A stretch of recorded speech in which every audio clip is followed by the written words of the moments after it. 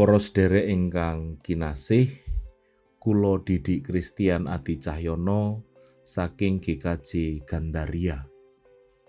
Kula sowan dhateng panjenengan sami lumantar Sabdo Winedhar. Dinten menika 11 Oktober 2020. Jejer renungan ing dinten menika mbagi wekdal temah prayogi. Dipundhasari waosan saking Kitab Wilangan bab sekawan ayat 3 sekawan ngantos dumugi Wilangan bab gangsal ayat sekawan. Jabur 111 lan serat kalih Timotius kalih ayat setunggal ngantos dumugi 7. Dene ingkang dados ayat nas inggih menika serat kalih Timotius kalih ayat sekawan A. Prajurit kang lagi perang iku ora mraduli marang perkara-perkara kang gegayutan karo panguripane.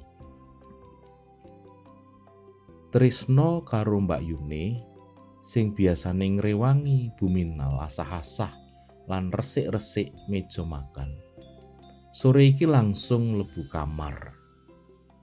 Tanggung jawabe bocah loro kuwi diayahi Pak Wiryo.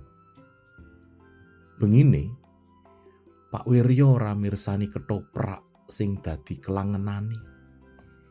TV sengaja ora disetel lan radio ora muni. Omah kuwi sepi nyenyet. Bocah-bocah sesuk ngadepi mid semester, Pak. Mula karepen padha temen sinau.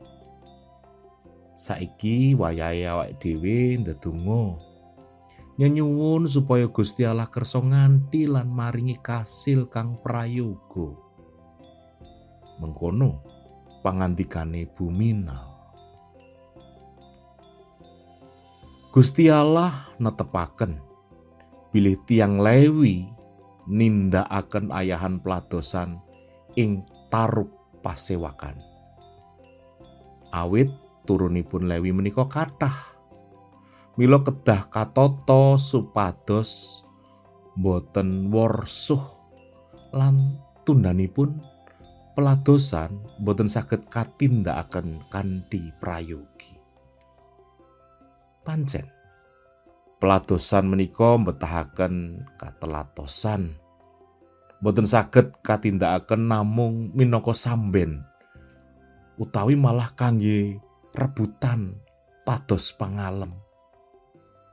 Patrap ingkang nengenaken watak kamanungsan ingkang kados mekaten boten dados karnaning Allah.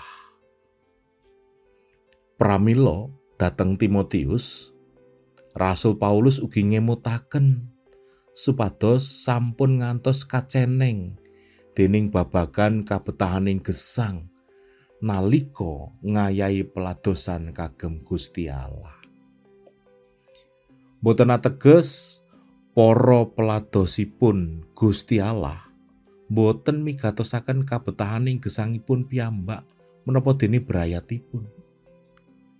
Sepisan sedaya pandherikipun Sang Kristus nampi timbalan peladosan. Pramila sedaya ugi sinebat minangka pelados. Kaping kalih, ayahan peladosan boten ateges boten nggadahi panyambut damel sanesipun kangge nyekapi kabetahan kajasmanen tumrap diri pribadi menapa dene brayatipun. Kepara peladosipun Gusti Allah nggadahi tanggung jawab temen anggenipun nindakaken ayahanipun. Mila ingkang dipun betahaken menika inggih namung mbagi wekdal supados boten worsuh satemah sedaya ayahan saged katindakaken kanthi temen lan tundanipun Sedaya sami ndatengaken kasil ingkang prayogi kangge diri pribadi, brayat, sesami, lan ndadosaken kaluhuraning asmanipun Gusti Allah.